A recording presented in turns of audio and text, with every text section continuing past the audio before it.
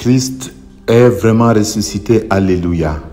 À lui gloire et puissance pour les siècles des siècles. Amen.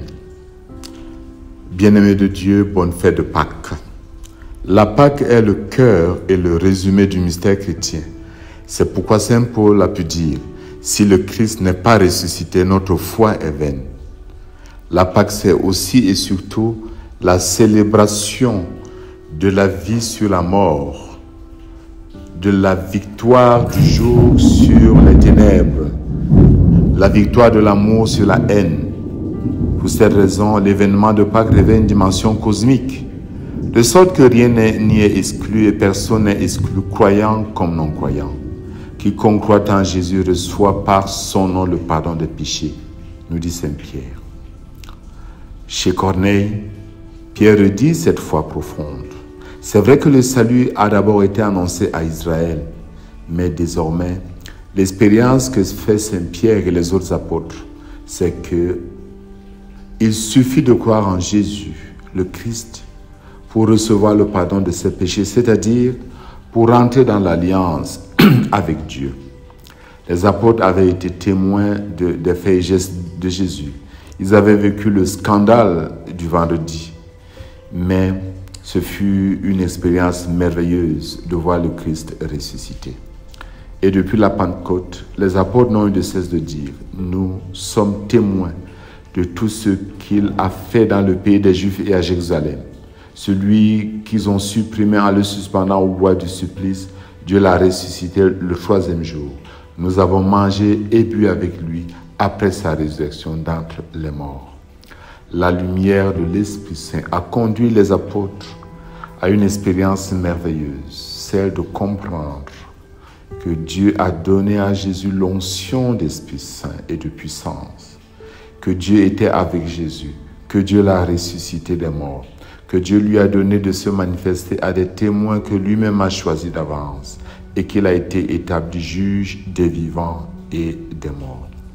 Dieu lui a donné l'onction d'Esprit Saint de puissance. Désormais, Pierre a compris que tous ceux qui contemplent le Christ, tous ceux qui croient, tous ceux qui se laissent emporter par lui, sont eux aussi consacrés par l'Esprit Saint et remplis de sa force. Que faire en célébrant la Pâque pour nous qui sommes croyants?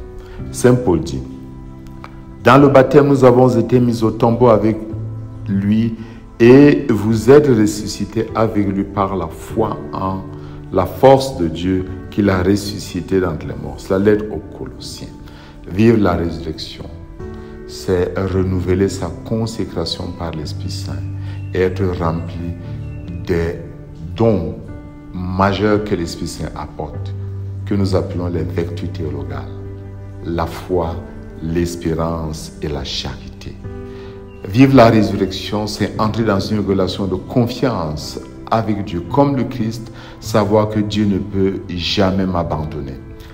Même si les forces des ténèbres ont cru à un instant que le Christ avait été vaincu, il est sorti vivant. Et à la fois, avoir la foi, c'est dire, c'est savoir que l'esprit de celui qui a ressuscité Jésus d'entre les morts donne aussi la vie à nos corps mortels. Être quelqu'un qui célèbre la résurrection, c'est être habité par la vertu de l'espérance. C'est s'assurer, c'est vivre dans la certitude que Dieu accomplit sa promesse et que les promesses de Dieu se réalisent par la puissance de son esprit. C'est avoir la force de tenir dans le temps, ne pas se décourager, persévérer, aller de l'avant. Mais avoir la foi, c'est aussi vivre désormais en ressuscité. Saint Paul le dit.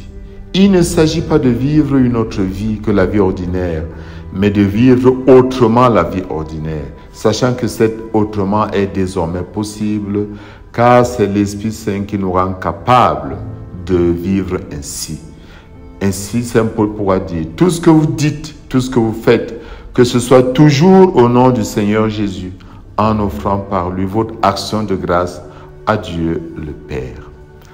Le ressuscité nous donne par, j'allais dire, contamination, la grâce de la libération. Parce que la libération est contagieuse.